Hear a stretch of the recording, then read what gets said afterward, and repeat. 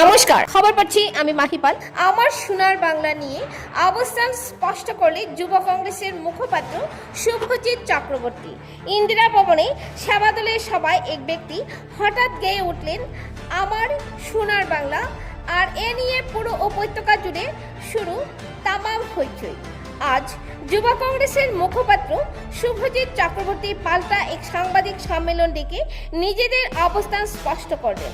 শুভজিৎ চক্রবর্তী বলেন, আমার সোনার বাংলা গানটি 1905 সালে রচনা করেছিলেন কবিগুরু রবীন্দ্রনাথ ঠাকুর। সেদিন সেবাদলের সবাই জনৈক বিধুভূষণ দাস হঠাৎ আবেগের তাড়নায় সেই গানের একটি লাইন গেয়েছেন। গানটি বাংলাদেশের জাতীয় সঙ্গীত হিসেবে গাওয়ার মোটেই অভিপ্রায় ছিল না। কংগ্রেসের অনেক নেতাও সেদিন বিষয়টি বুঝে উঠতে পারেননি বলে মন্তব্য করেন শুভজিৎ। কংগ্রেসের যে কোনো সভা বন্দে মাতরম দিয়ে শুরু হয় আর সমাপ্তি ঘটে জনগণ মন অধিনায়ক জয় হে দিয়ে। সেদিনও সেবাদলে সবাই এমনটাই হয়েছিল। শিলচর থেকে হিফজুল রহমানের রিপোর্ট। ধন্যবাদ।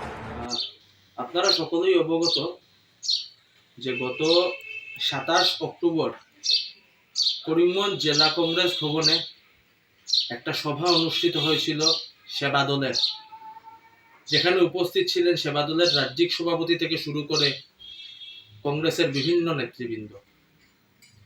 সেই সভাতে একজন প্রবীণ কংগ্রেস নেতা মাননীয় বিধুভূষণ দাস মহাশয় ওনার প্রাসঙ্গিক বক্তব্য উনি রাখতে গিয়ে দেখা গেছে রবীন্দ্রনাথ ঠাকুরের উদ্দেশ্যে যখন উনি কথা বলছিলেন, কথা প্রসঙ্গে উনি রবীন্দ্রনাথ ঠাকুরের লেখা গানের দুটি লাইন করেছেন, যেটা হলো আমার সোনার বাংলা আমি তোমায় ভালোবাসি। সেই গানের 19 সেকেন্ডের একটা ভিডিও ভাইরাল হয়েছে। কে বা কারা করেছে এটা আমি জানি না, বাট ভাইরাল হয়েছে। হওয়ার পরে দেখা যাচ্ছে এটা নিয়ে বিরূপ প্রতিক্রিয়া, তথাপি বিজেপি এটা নিয়ে নোংরা রাজনীতি করছে।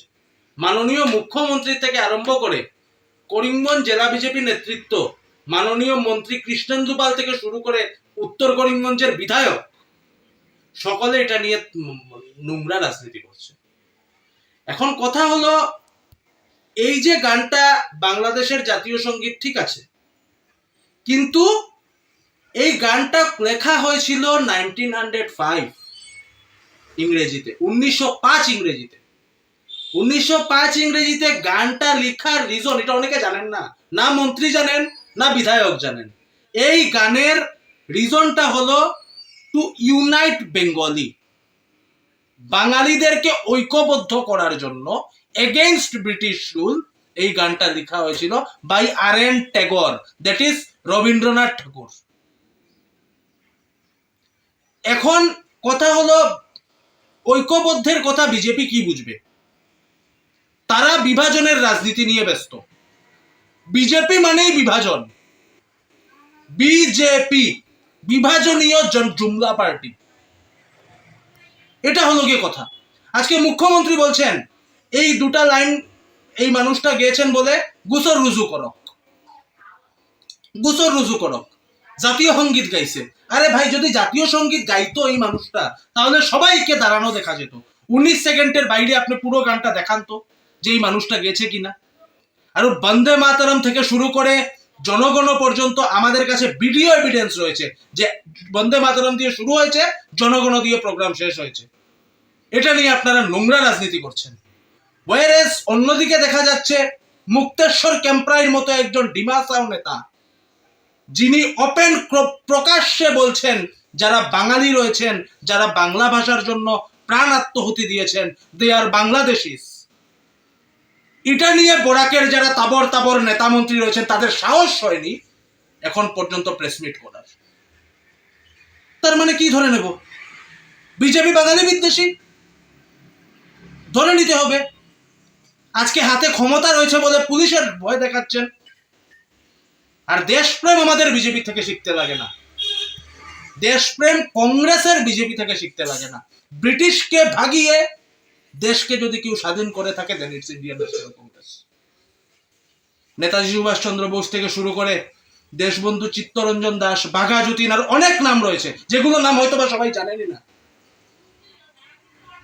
আজকের ডেটে সব থেকে লজ্জা এটাই লাগে যে একটা ছোট্ট ব্যাপার নিয়ে ওনারা নোংরা রাজনীতি করছেন। এটা নাকি ওনাদের নাকি আবার রবীন্দ্রনাথ ঠাকুরের প্রতি প্রেম আছে। আপনাদের লজ্জা থাকা উচিত। আর এই আপনাদের মাধ্যমে, সংবাদ মাধ্যমের বন্ধুদের মাধ্যমে একটা কথা বলছি, এই ব্যাপার নিয়ে আমি ব্যক্তিগতভাবে তৈরি আছি। যদি কারোর ক্ষমতা থাকে বিজেপির আমার সাথে ডিবেটে বসার, আমি ব্যক্তিগতভাবে তৈরি আছি। কোন চ্যানেলে বসবেন, কোথায় বসবেন, কখন বসবেন, time is years. Time is years. নোংরা রাজনীতি করবেন না, মিসলিড করবেন না। আজকে মুখ্যমন্ত্রী বললো, পাপেটের মতো গিয়ে করে দিলেন। একটু নিজের মাথাটাকে খাটানো শিখুন। লজ্জা থাকা উচিত আপনাদের।